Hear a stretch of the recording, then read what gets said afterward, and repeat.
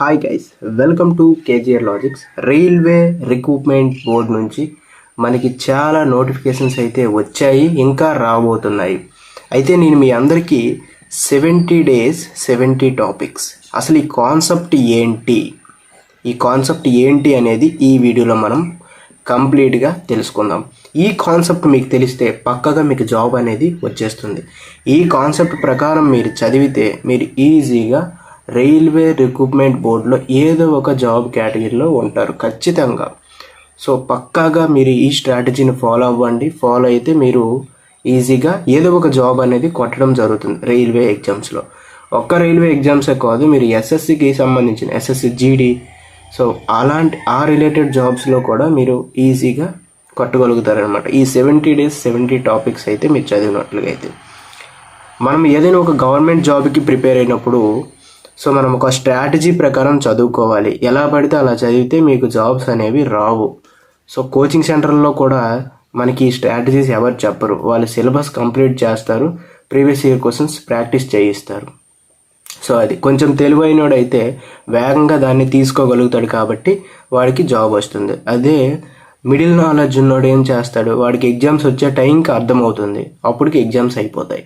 So అందువల్ల వాడు job కొట్టలేకపోతున్నాడు. So middle knowledge, ఏ knowledge ఉన్న వ్యక్తి అయినా సరే ఈ 70 days 70 టాపిక్స్ అనే ఈ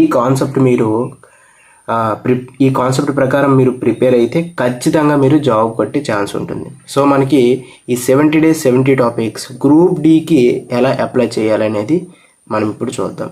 గ్రూప్ డి, రైల్వే గ్రూప్ డికి ఈ 70 days 70 టాపిక్స్ ఎలా మనము అప్లై చేసి ప్రిపేర్ అవ్వాలనేది చూద్దాం. మనకి ఫస్ట్ ఆఫ్ ఆల్ ఏ ఎగ్జామ్కి మీరు ప్రిపేర్ అయినా తెలుసుకోవాల్సిన ఫస్ట్ విషయం ఏంటంటే సిలబస్. సో మనకి గ్రూప్ డిలో ఉండే సిలబస్ ఏంటి, మ్యాథ్స్ అండ్ అర్థమెటిక్. సో దీని నుంచి 25 బిట్స్, అలాగే రీజనింగ్ నుంచి 30 బిట్స్, జనరల్ సైన్స్ నుంచి 25 బిట్స్, అలాగే జనరల్ అవేర్నెస్, దీంట్లో మనకి కరెంట్ అఫైర్స్ అనేది ఇంక్లూడ్ అయి ఉంటుంది, 20 బిట్స్. సో ఓవరాల్గా మనకి 100 బిట్స్. సో దీంట్లో మనము ఒక 70 టాపిక్స్ని కేటాయించేసి రోజుకు ఒక టాపిక్ లెక్క చదివేయడమే. ఇదే కాన్సెప్ట్ అనమాట. For example maths and arithmetic తీసుకున్నట్లయితే సో మ్యాథ్స్లో మనకి ఒక 15 టాపిక్స్ ఉంటాయి అన్నమాట. సో ఈ 15 టాపిక్స్లో ఒక్కొక్క టాపిక్కి యావరేజ్గా చూసుకున్నా సరే ఒక 20 to 30 కాన్సెప్ట్స్ ఉంటాయి అన్నమాట. అర్థమవుతుందా? కాన్సెప్ట్స్ అంటే ఇప్పుడు ఫర్ ఎగ్జాంపుల్ మనం పర్సంటేజ్ తీసుకున్నాం అనుకోండి. సో దీనికి ఒక 20 to 30 మోడల్ క్వశ్చన్స్, అదే కాన్సెప్ట్ వైజ్ చూసుకున్నట్లయితే 20 to 30 కాన్సెప్ట్స్ ఉంటాయి. అవి కూడా మనము ప్రీవియస్ ఇయర్లో అడిగిన క్వశ్చన్స్ నుంచి తీసుకోవాలి ఆ కాన్సెప్ట్స్. సో ఈ ఇయర్లో కూడా అదే కాన్సెప్ట్ నుంచి క్వశ్చన్ అయితే ఇవ్వడం జరుగుతుంది. మీరు కాన్సెప్ట్ నేర్చుకుంటే ఏ సమ్ ఇచ్చినా సరే ఆ కాన్సెప్ట్ నుంచి ఈజీగా మీరు ఆన్సర్ చేసేయగలుగుతారు. ప్రీవియస్ ఇయర్ క్వశ్చన్స్ అంటే ఏదో అలాగా అన్ని ప్రీవియస్ ఇయర్ పేపర్స్ అన్ని చూసుకుంటూ పోతే మీకు జాబ్స్ రావు. సో మీరు కాన్సెప్ట్ వైజ్ చదవడానికి ట్రై చేయండి. సో పర్సంటేజెస్లో 20 to 30 కాన్సెప్ట్ ఉంటాయి గ్రూప్ డి లెవెల్కి సంబంధించి. సో అవి చదివితే చాలు, మీరు పర్సంటేజెస్ నుంచి ఏ క్వశ్చన్ వచ్చినా సరే ఈజీగా అటెంప్ట్ చేయగలుగుతారు. సో ఈ విధంగా మనకి ఈ 70 టాపిక్స్లో 70 days 70 టాపిక్స్లో 15 టాపిక్స్ ఈ విధంగా మనకి మ్యాథ్స్ అండ్ అర్థమెటిక్ అయిపోతాయి. నెక్స్ట్ రీజనింగ్ చూసుకున్నట్లయితే రీజనింగ్లో కూడా ఏదో ఒక టాపిక్ తీసుకుంటారు. ఫర్ ఎగ్జాంపుల్ నంబర్ సిరీస్ తీసుకుంటే దాంట్లో కూడా ఒక 10 to 15 కాన్సెప్ట్స్ ఉంటాయి. సో ఆ కాన్సెప్ట్ మీరు ప్రిపేర్ అయితే ఈజీగా మనకి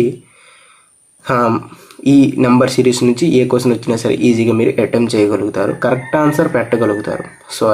సో ఈ విధంగా మనకి రీజనింగ్ నుంచి ఒక 15 టాపిక్స్ ఉంటాయి అన్నమాట.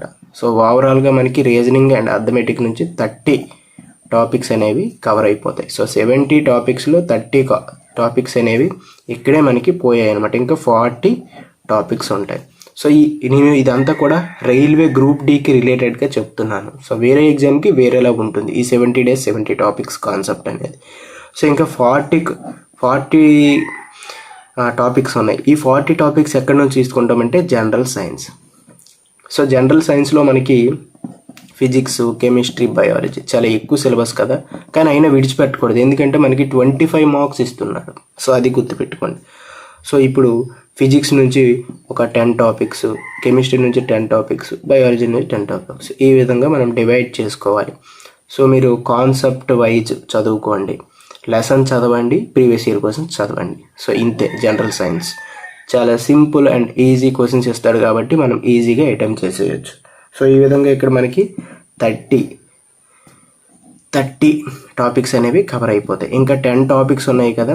సో జిఏ విషయానికి వచ్చినట్లుగా అయితే గ్రూప్ డి సిలబస్లో మనకి కరెంట్ అఫైర్స్ నుంచి 10 బిట్స్ అయితే ఇవ్వడం జరుగుతుంది. సో ఈ 10 బిట్స్ కోసం మనము 10 మంత్ కరెంట్ అఫైర్స్ చదివితే సరిపోతుంది. మనకి గ్రూప్ డి నోటిఫికేషన్ ఎప్పుడు వేసాడు? ఫిబ్రవరిలో వేసాడు, 2025. అయితే మనము 2025 జనవరి నుండి ఇప్పటి వరకు, అంటే ఎగ్జామ్స్ గ్రూప్ డి ఎగ్జామ్స్ ఎప్పుడు స్టార్ట్ అవుతాయో అప్పటి వరకు కరెంట్ అఫైర్స్ అనేది మనం చదువుకోవాలి పక్కాగా.